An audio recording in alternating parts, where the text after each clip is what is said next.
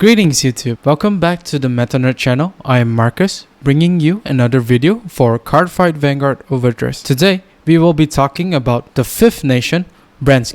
Now, Brandt is kind of like the Wakanda of Cardfight Vanguard Overdress. They are the most technological advanced nation out of all the 6 nation. Their units almost certainly consist of robots, aliens, of course some humans as well, but most of the time they are kind of like heroes and villains in this case, and of course some cybernetic enhancement droid or something, or some whatever scientific name you want to call it. Of course, the clans that were part of Brandt are Dimension Police, Nova Grappler, and of course everyone's favorite, Link Joker.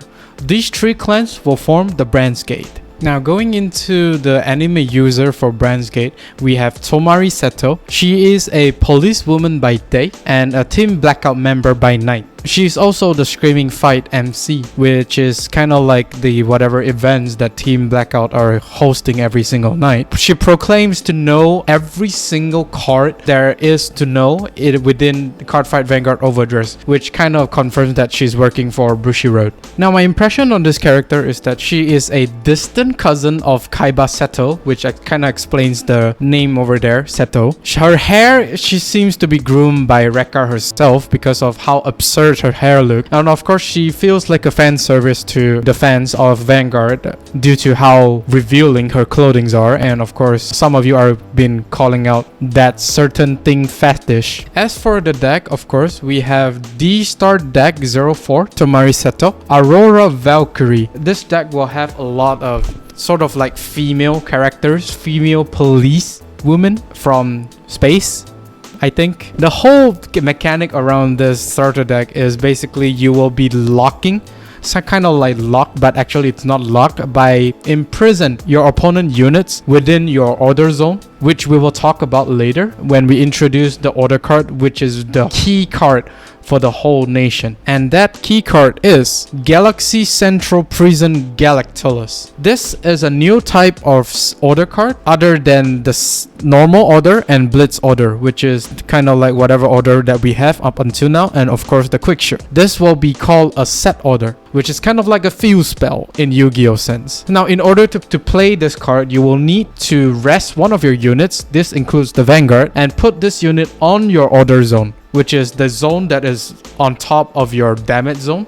You know, previously was the G zone, right now it's your order zone. Then when you play this card in the order zone, you will soul charge 3. This will actually gives you soul. And then of course, what this does in the order zone is basically when your opponent can normal call a rearguard, they can perform the following skills. Either Soul Blast 1 and your opponent choose one of their imprisoned card and call it to the rearguard circle, or Counter Blast 1 and choose 2 of their imprisoned card and call them to the rearguard circle. So this essentially forces your opponents to waste one part of their resources in order to get their key components back. So you need to be smart as to which unit you are required to kind of like imprison them. So for my impression on this card is that this card will actually let you have soul as a resources. You will gain soul each and every time you play this card, meaning that if this card was in the order zone, you can play another Galactolus on the order card and you will gain soul resources as well. So it means that you can keep on playing Galactolus and resting your units in order to get the soul if you do need that soul to pay for a cost of your skill. This will act as a field card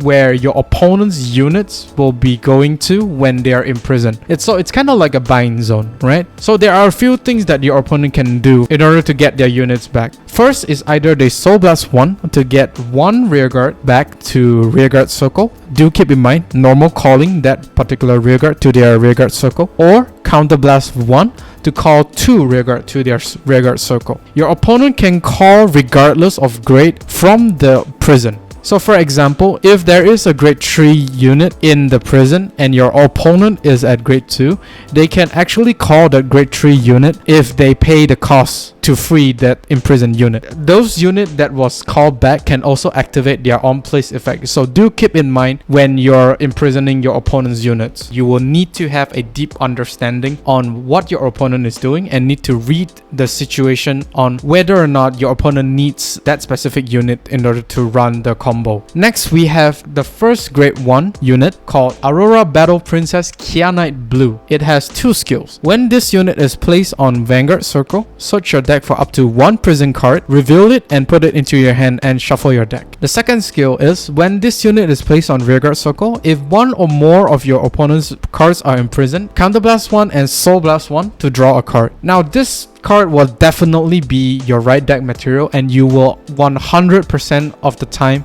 will want to write into this card due to the setup of the prison card. Wherever the prison card is in your deck, this card will actually help you search for that card, particularly going first. If you do go first, you can actually write this card and use the prison card to set it up and rest this unit, since you will not be attacking with her, so it is actually a very good start. If you go second, you will need to call another unit out in order to use the order card, unless of course you do not mind resting your Vanguard and not attacking. That's up to you. And of course the rearguard effect is really nice, just that I think the cost is a little bit high, but the prison card do soul charge 3 for you, so I guess it's still fine. Next we have the bombshell here, Aurora Battle Princess Risatt Pink. I probably butchered that name, but whatever. Although, when this unit is placed on Vanguard Circle, your opponent choose a card from their hand and imprison it in your prison. Put it into your order zone that has a prison. Second skill, Continuous Rearguard. If one or more of your opponent's cards are imprisoned in your prison, this unit gets 2k power. This card actually kind of like binds your opponent's hand and not on the field, which is actually nice because most of the time your opponent is not going to call something out that early, unless of course they wanted to rush you, but then this will actually lets you put something into the prison and therefore unlocking the second skill of this card, and also for the grade 1 to counterblast 1, soul blast 1 to draw. It does not really like cripple their own by using this card. You will really want to ride this card as the second grade 2 because it helps unlock. And then we have the grade 3 boss unit,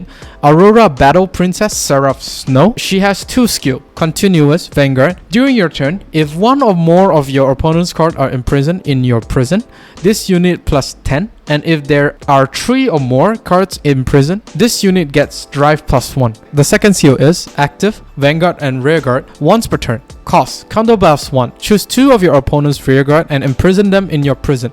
Put them into your order zone that has the prison. This boss unit actually lets you imprison 2 units into your order zone, and therefore unlocking the second part of your first skill, which is actually very nice. But then you have to keep in mind, you need to ride the grade 2 in order to get the 1 card to the order zone. And if your opponent decided to pay Soul Blast 1 to call that 1 rearguard back to the field, you will need to use 2 Seraph Snow in order to get the full effect of the first skill, because this unit works in the rearguard circle, so it's kind of heavy if you want to maintain the full effect of the skill. But then the plus 1 drive seems a bit optional. You don't really have to force yourself to go to the plus 1 drive unless you have a very forceful mindset, then I can't blame you. Now for the strength of this nation, this is the first nation to have control options, like really focus heavily on the control.